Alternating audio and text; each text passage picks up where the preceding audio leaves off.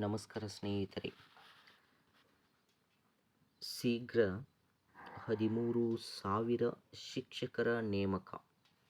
ಮಧು ಬಂಗಾರಪ್ಪ ಅಂತಕ್ಕಂಥದ್ದು ನೇಮಕಕ್ಕೆ CM ಒಪ್ಪಿಗೆ.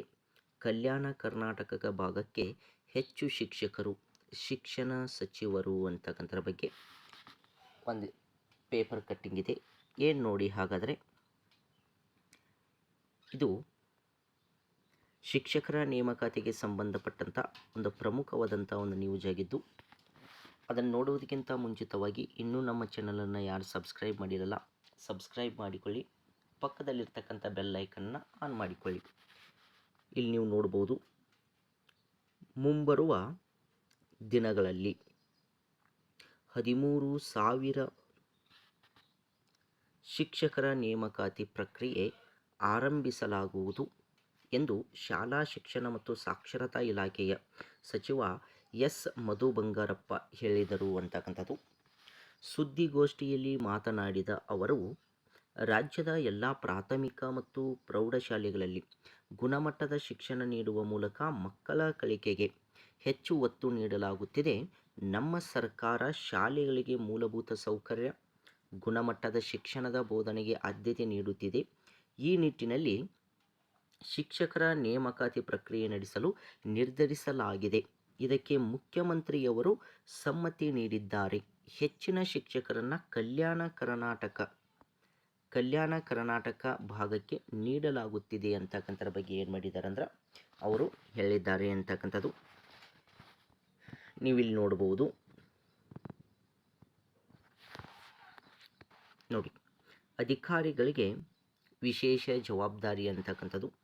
ಶಿಕ್ಷಣ ಇಲಾಖೆ ಎಲ್ಲ ಅಧಿಕಾರಿ ಮತ್ತು ಸಿಬ್ಬಂದಿಗೆ ವಿಶೇಷ ಜವಾಬ್ದಾರಿ ವಹಿಸಲಾಗಿದ್ದು, ಶಾಲಾ ಸಮಯ ಹೊರತುಪಡಿಸಿ ಸಂಜೆ ಸಮಯದಲ್ಲಿಯೂ ಮಕ್ಕಳಿಗೆ ವಿಶೇಷ ತರಗತಿ ಮೂಲಕ ಅಭ್ಯಸಿಸಲು ಮಾರ್ಗದರ್ಶನ ಮಾಡುತ್ತಿದ್ದಾರೆ ಎಂದರು. ರಾಜ್ಯದ ಶಾಲೆಗಳಲ್ಲಿ ಶಿಕ್ಷಕರಿಗೆ ಮುಖಚಹರೆ ಆಧಾರಿತ ಹಾಜರಾತಿ ಕಡ್ಡಾಯವಾಗಿ ಮಾಡಲಾಗುತ್ತಿದ್ದು, ಈಗಾಗಲೇ ಈ ಕುರಿತು ಪ್ರಾಯೋಗಿಕ ಹಂತ ನಡೆಸಲಾಗಿದೆ ಅಂತಕ್ಕಂಥರ ಬಗ್ಗೆ ನಾವೇನು ಮಾಡಿದ್ದೀವಿ ನೋಡಿದ್ದೀವಿ ಅಂತಕ್ಕಂಥರ ಬಗ್ಗೆ ನಡೆಸಲಾಗಿದೆ. ಗುಣಮಟ್ಟದ ಶಿಕ್ಷಣಕ್ಕೆ ಶಿಕ್ಷಕರಿಗೆ ವಿಶೇಷ ತರಬೇತಿ ನೀಡಲಾಗುತ್ತಿದೆ. ಸರ್ಕಾರಿ ಶಾಲೆಗಳಲ್ಲಿ ವಿದ್ಯಾಭ್ಯಾಸ ಮಾಡಿದವರು ಸಹ ಶಾಲೆಗೆ ಕೊಡುಗೆ ನೀಡಬೇಕು ಎಂದು ಹೇಳಿದರು ಅಂತಕ್ಕಂಥದ್ದು.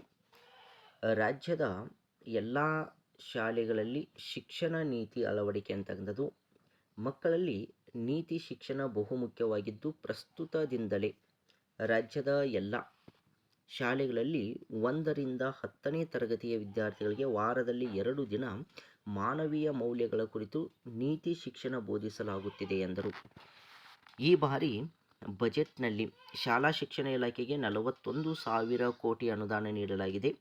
1,008 ಶಾಲೆಗಳಲ್ಲಿ LKG ಮತ್ತು UKG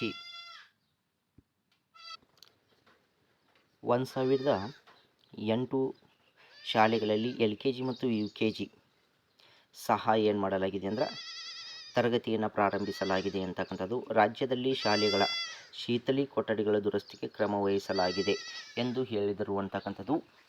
ಈ ಒಳ ಮೀಸಲಾತಿ ಜಾರಿಯಾದ ತಕ್ಷಣ 13,000 ಶಿಕ್ಷಕರನ್ನು ನೇಮಕಾತಿ ಮಾಡುವುದಾಗಿ ಸಚಿವ ಮಧು ಬಂಗಾರಪ್ಪನವರು ತಿಳಿಸಿದ್ದಾರೆ ಅಂತಕ್ಕಂಥದ್ದು.